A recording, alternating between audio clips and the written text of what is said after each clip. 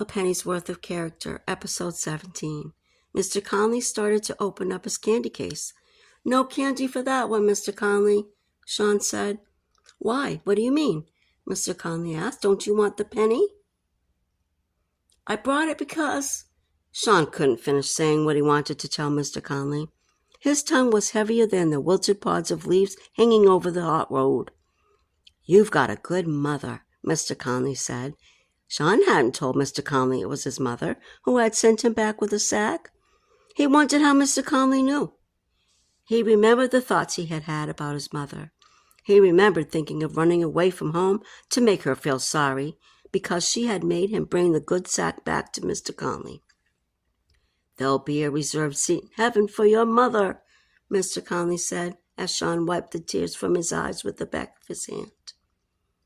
"You'll always be thankful when you grow up your mother made you do this, Sean," Tom Crumb said as he rubbed his big, rough hand over his beardy face.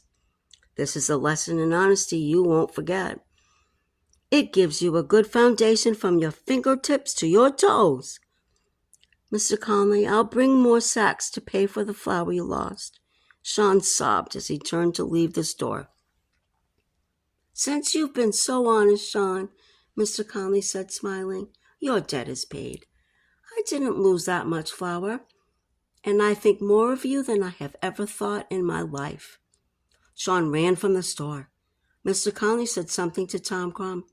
Sean didn't hear what he said. He didn't want to hear, for it didn't matter now. The warm, lazy wind felt so good to his face. The air was as good and fresh to breathe as it had been when the dew was on the buttercups. The lazy wind dried the flow of tears that had come to his eyes in the store. These were tears he had tried to hold back. Sean felt as light as a June bug in the August wind. He knew now how Abraham Lincoln felt after he had returned the pennies. Something had left him, and he started running up the valley road for home. The blue sky above him was as beautiful as he had ever seen it. A red bird chirped lazily from a cluster of pawpaw, and its chirping was more beautiful than its spring song before an April shower.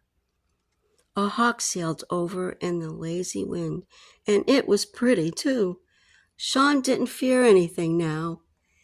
His mother had been right when she said he would feel better within. How did she know all these things? He knew now that his mother was smart and good.